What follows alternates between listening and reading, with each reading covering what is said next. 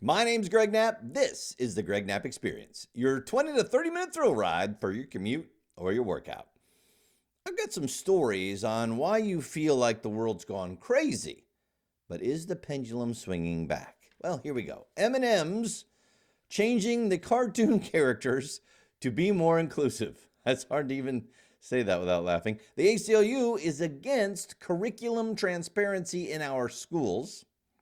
That seems to be the antithesis of their charter. Biden is said to give your money to illegal aliens to fight their deportations.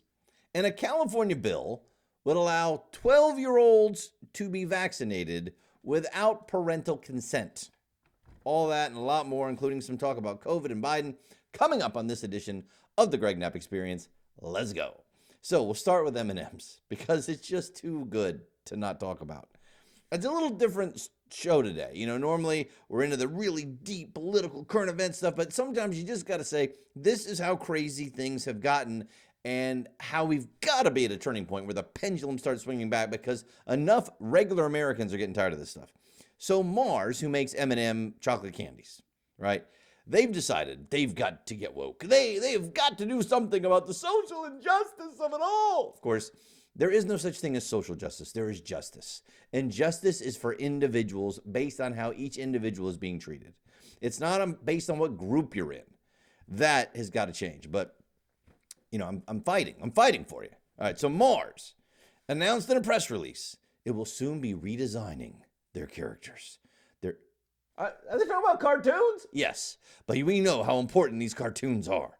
I mean, it's part of their global commitment to creating a world where everyone feels they belong and society is inclusive. And I say, thank God. I say, thank you, God, that you have got it through to these Mars executives, because I was feeling kind of like an outcast because of the M&M cartoon characters. I'm sure you were too. I mean, nothing's more important than M&M candy cartoon characters to give you identity and a place in this world. All 6 of the animated characters will be redesigned in order to represent a more dynamic, more progressive world. This is from the press release. The characters will feature different shapes and sizes of M&M's lentils across all touch points to prove that altogether, we're more fun. And I mean, what could be more fun than worrying about exactly what a cartoon character looks like or talks like or acts like? What could be more fun? The characters will have more nuanced personalities to underscore the importance of self-expression and power of community through storytelling. All right, so here's some of the changes. The green M&M, one of the female characters. What do you mean female characters? You can't have female characters or male characters. They just have to be characters. Maybe they're non-binary. Maybe they prefer a certain pronoun. Oh, we'll get to that. All right. So one of the female characters will have her shoes changed from heels to cool, laid-back sneakers. Additionally, all of the characters' arms and legs, which were previously light tan to represent white skin, will all be changed to match the color of their bodies. Yeah, I always thought that light tan, white skin was about white skin, not tan skin. Really? Anybody really look at the arms of the M&M characters and think to myself, we need some more red M&Ms or brown M&Ms or... Woo! I always wondered why their arms were white. Personality-wise, the orange M&M will now acknowledge his anxiety so he can embrace his true self, worries and all. And the red M&M, often seen as the leader and comically portrayed as aggressive, will now be nicer to the rest of the characters. You know, this is the start, but, the brown M&M, her heels have also been lowered. The female character's makeup will now be subtler. They will also be friendlier toward each other instead of the traditional catty behavior they've shown. I don't like the word catty. What about doggy or hamstery? Or throw some other words in there. Yeah, it's tough, man. And I'll tell you what, I'm very upset that we have not added a trans M&M character and a lesbian character and a gay character and an obese character and a anorexic character and a... hold on, I know I'm missing something. A character who uses preferred pronouns, non-binary. These corporations have gone nutso, and I think the reason they've gone this far nutso is because they believe Twitter. They actually think Twitter represents the United States of America. So I went back and looked at this Pew Research Center study that came out in 2019. It was the most recent one I saw on this, talking about it's just a tiny fraction of Twitter users that do most of the tweets, and people actually think they represent America. About 22% of Americans use Twitter. Think about that. Only 22% actually even use Twitter. Roughly 10% of those users are responsible for 80% of the tweets. So if you do the math on that real quick, 2% of Americans are contributing to a majority of the tweets. 2%. And those prolific tweeters, called tweeples, are also disproportionately women, disproportionately liberal, disproportionately posting about politics. Yeah, Twitter is not America. Corporations think it is. I got to talk to you about safe streets and the social workers and former gang members who are working them and how much they're doing compared to police. And unfortunately, it's not so good. But I'll tell you that in just a second, because I want to ask you, if you're enjoying the show and you want to help me push back on the left's idea that America is this awful, evil, systemically racist place, and rally around the idea that America is exceptional, and because of our founding documents and the idea that everybody's treated as an individual equally under the law, then please tell 3 friends to tell 3 friends to check out the program. Just subscribe wherever you listen to podcasts, the Greg Knapp Experience podcast. Go to the Greg Knapp Experience Facebook page. You can also follow me there. I would love for you to do that. Keep up with what's going on. Twitter, Parler, Gab, Rumble, YouTube for the videos. Thanks so much for telling 3 friends to tell 3 friends. I sincerely appreciate your support. All right, so Jazz Shaw reporting. If you remember the whole defunding the police movement that they said, it's not really about defunding the police, then why'd you call it defunding the police? Well, it was about defunding the police. And some of them are trying to abolish the police. And they're saying, what we need is some community safety workers. We need some social workers. We just need people to get in there and de-escalate the situation so that there's fewer people getting shot. And I mean, that would be great. And then we'll just kind of roll over the rainbow, slide down into a pot of gold and hop on our unicorn and fly away. That would be great too, but it's not reality. So here we go with a little reality, unfortunately. The violence interrupters is what some places have called them. Well, there's an existing organization in Baltimore known as the Safe Streets Program. They deploy former gang members, or they don't really want to call them former gang members. They just call them former. Right.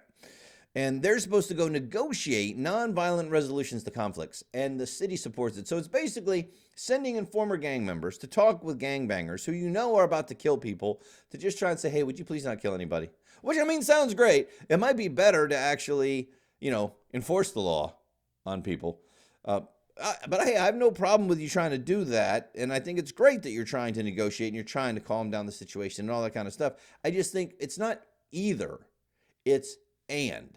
There's the tyranny of the or. There's the genius of the and. So if you say, well, it's either going to be police or it's going to be these negotiators. No, how about it's both? That's what we really need. Unfortunately, a quadruple shooting in East Baltimore last week left 3 people dead, including one of the Safe Streets workers. 1 person also injured. Did you know the murder rate in Baltimore is actually still higher than what you see in Kabul, Afghanistan? Wow. And there's a new mayor. There's a new city council president. They ran promising to reduce the gang violence and the murder in the city of Baltimore. So far, not so great. So what are they doing about it? To me, it's pretty simple. You flood the zone with cops. There are certain areas of certain zip codes that have the most murders. You flood the zone with cops, working in pairs. You get tough on crime prosecution. You go after the small crimes as much as the big crimes, because if you're willing to murder somebody, you're willing to run a red light. It's the old broken windows approach that Rudy Giuliani used in New York City, and it worked. And now it's, but disproportionately certain types of people get arrested. Yeah, you know what disproportionately certain types of people get arrested are? The criminals. That's it. It doesn't matter about anything else. So what are they doing? Well, pretty much the exact opposite. Soft on crime, soft on prosecution, decrease the number of police officers, can't figure out why this is happening. So my question again is, when will the people demand that the people they elected do something about it, or throw them out and put in new people? Another crazy story. Google's Inclusive Language Police. This is by Lawrence Krauss, theoretical physicist, president of the Origins Project Foundation, author of The Physics of Climate Change, and he is saying this is nutso. Google creating guidelines for inclusive language in software and documentation. describing how software should reflect the hypersensitive feelings of programmers who are immersed in woke culture and fixated on victimhood and offense. And that's not how they put it. It's how Lawrence Krauss puts it, and he's exactly right, because he said it's going to be in the future in all new open source projects, and the company is going to scrub earlier versions as well. Microsoft has introduced a feature for Word software that can now ferret out and replace your non-inclusive word choices and phrases. That's nice. So what are the things they're talking about? Well, in the computer software dialogue, these things are no longer going to be allowed.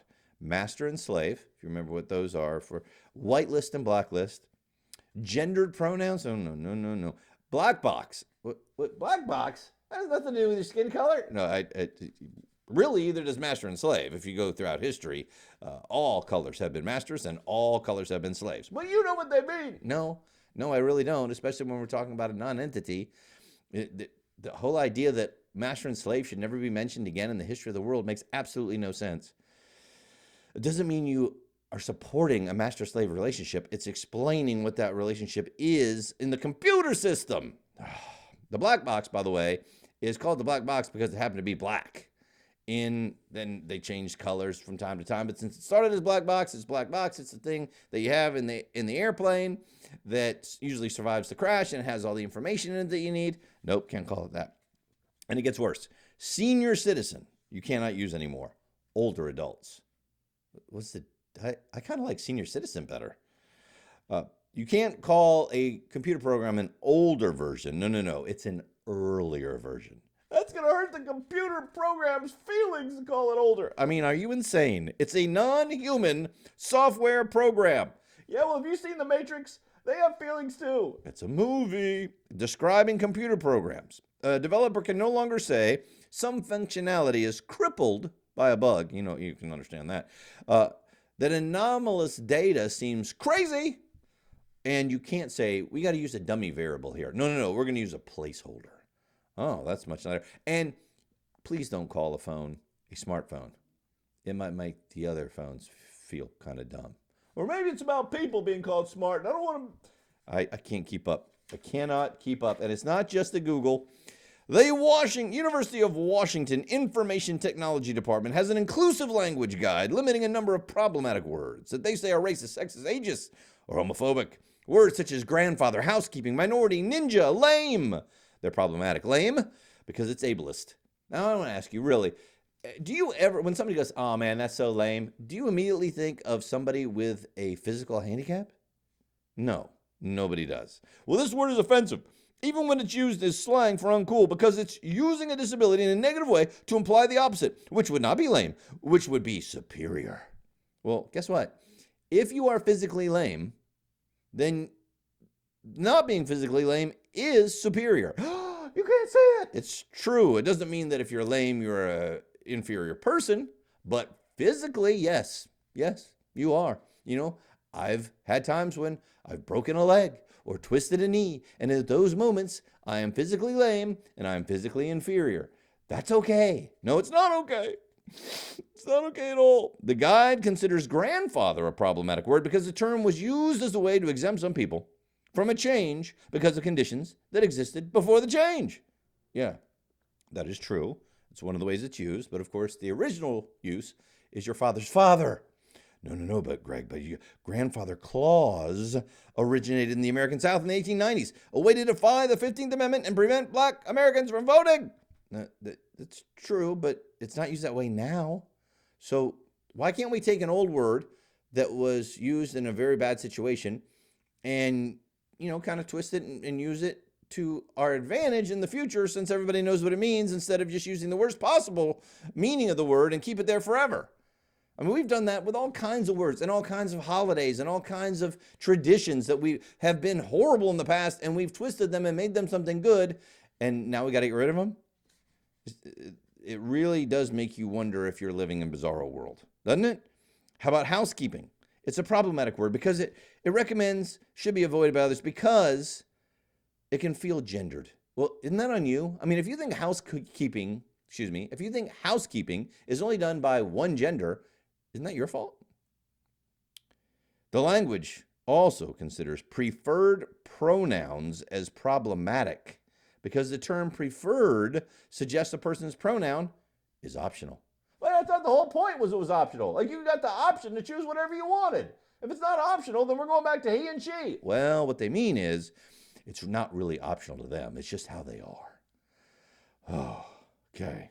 And they go on. I can't get into all. You got to go read it because it's unbelievable. And they're even now wanting to go after vendors who don't use the wording that they want them to use and ask them what they're going to do about it. You can't send us emails that use these words that we don't like. Then we move on to the ACLU.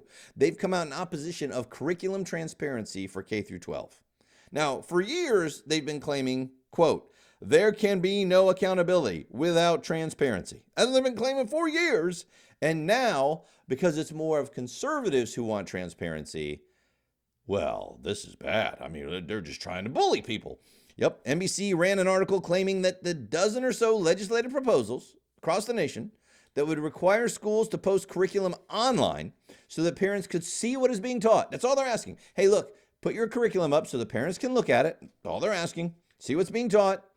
It's actually just a workaround way of being racist and transphobic.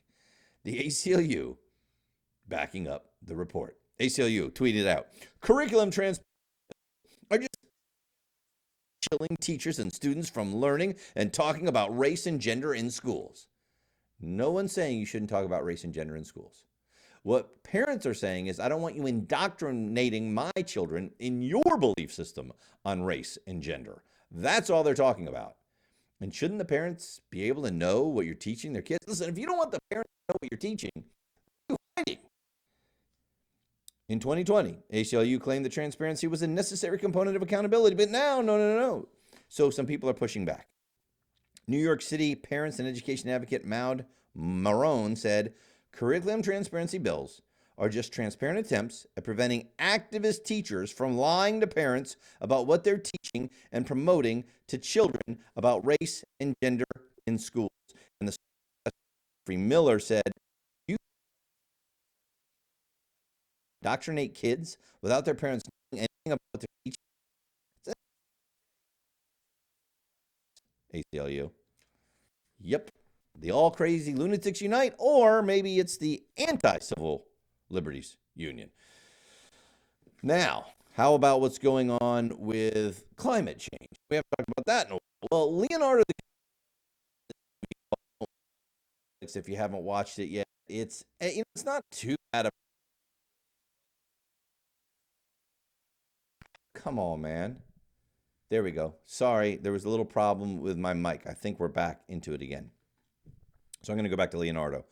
So now Leonardo DiCaprio is in this new movie called Don't Look Up on Netflix. And it's not too bad if you haven't seen it, but man, oh man, it is so political and so ridiculous in terms of the idea. The idea is this meteor's coming to Earth that's going to destroy the Earth in 6 months. They've got all the data to prove it.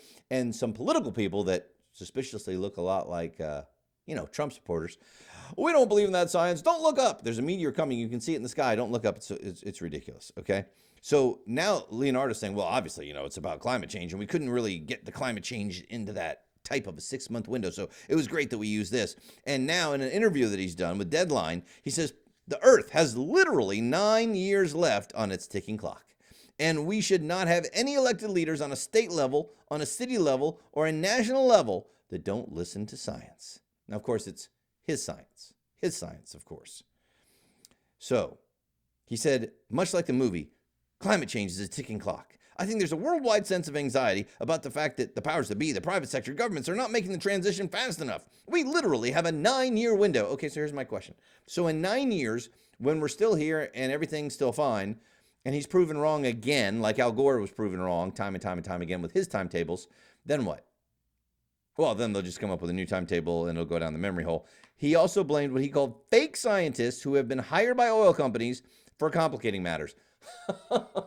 The real money in climate change science is in the government. And the only way the government pays you is if you have more doom and gloom, not the oil companies. By the way, real science with satellite data has shown a recent cooling period of about 17 years, decreased hurricanes and tornadoes in intensity and in number, and yet somehow if you believe that, you believe fake science. He went on. He said, Leonardo DiCaprio. By the way, he flies around in private jets and vacations on super yachts, so he doesn't really seem to worry too much about his carbon dioxide output. We should not have any elected leaders, state level, city level, national level, that don't listen to science, especially in this country. And he said, the U.S. is per capita the largest polluters in the world. No, China is, but close. Hey, man, he's trying. What's interesting, though, Barbara Hollingsworth put this piece out. I did a little research going back to 2014 because I knew that we'd been in a pause in the warming and a temporary cooling.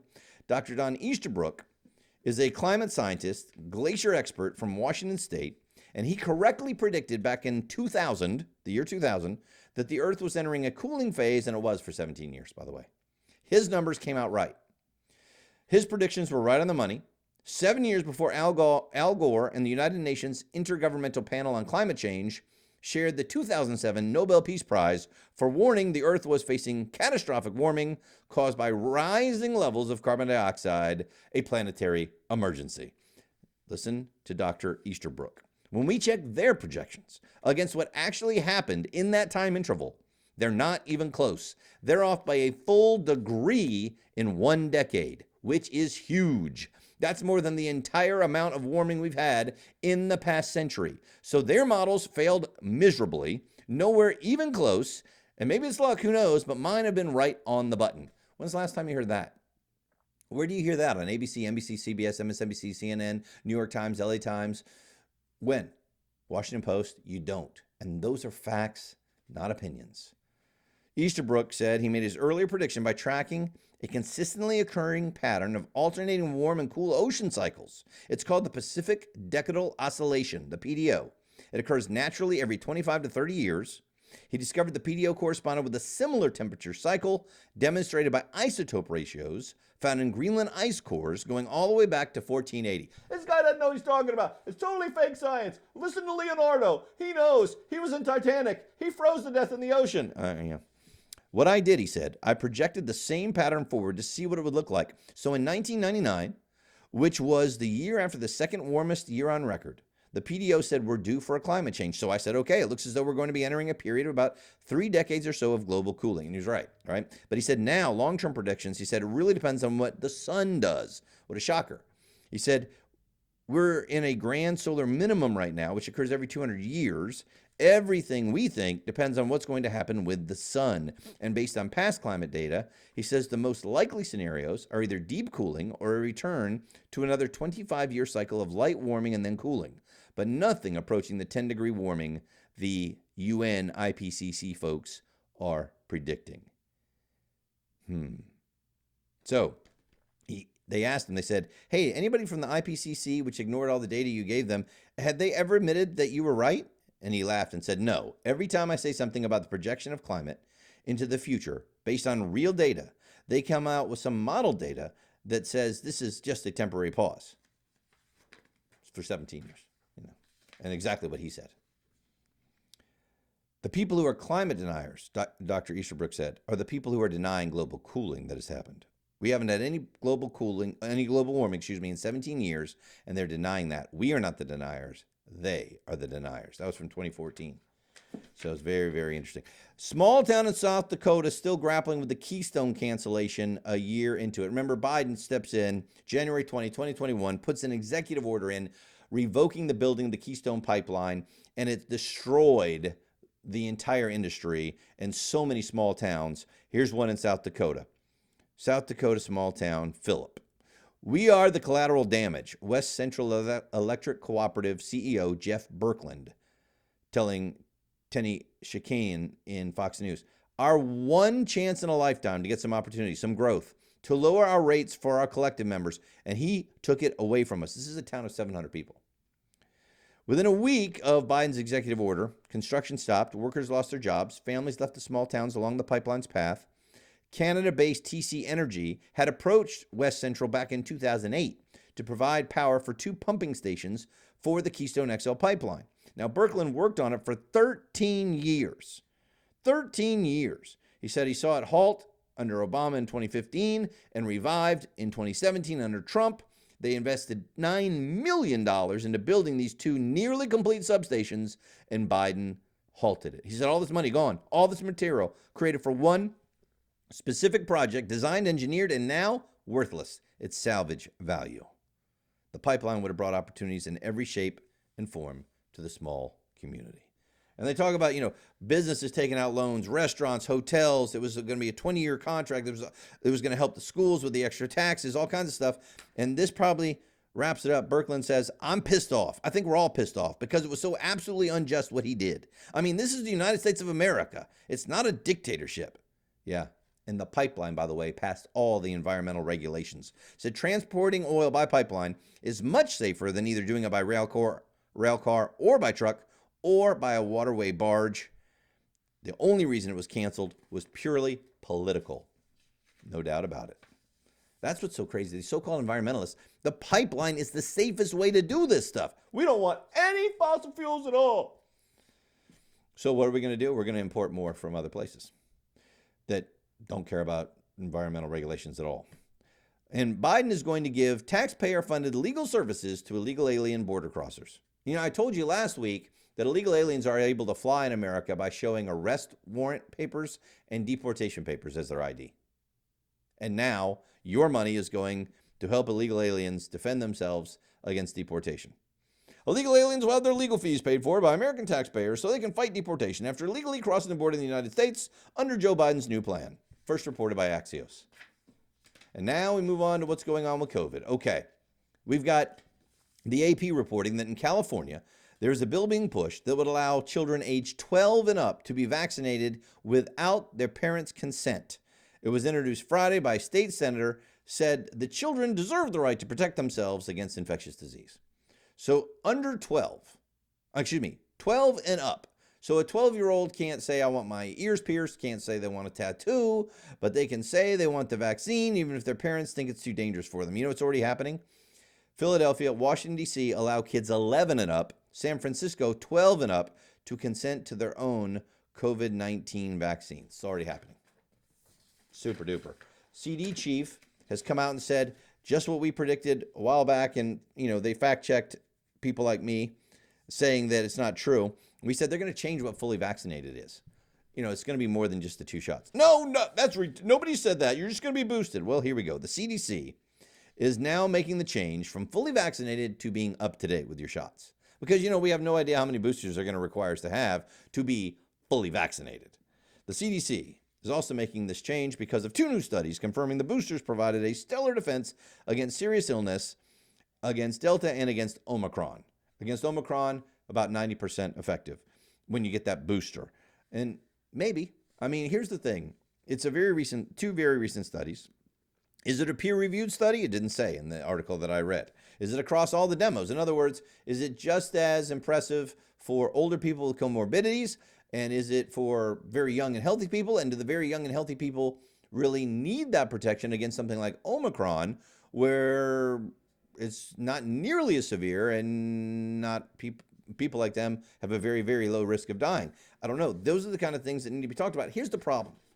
When you say follow the science, is we've been told so many different things and it's changed so much over time. And there are studies on both sides. Are you just picking the studies you like? And I mean that for both sides. Are the sides that don't think you should get vaccinated picking those studies, and the people that say that everybody should be vaccinated and fully boosted, or are they just picking their studies? That's part of the problem, is nobody knows what they can trust. And finally, just a reminder of what Biden and the Democrats are trying to say about the current state of elections in America.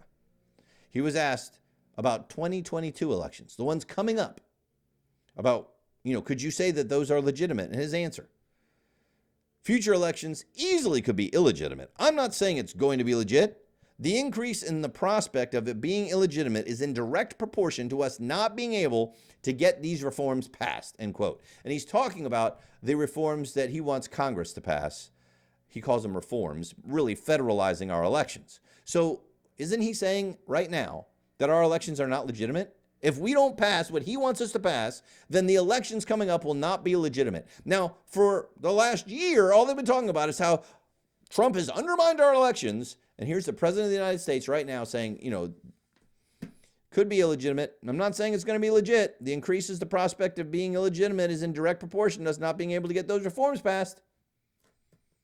Isn't he undermining democracy? My name's Greg Knapp. This is the Greg Knapp Experience.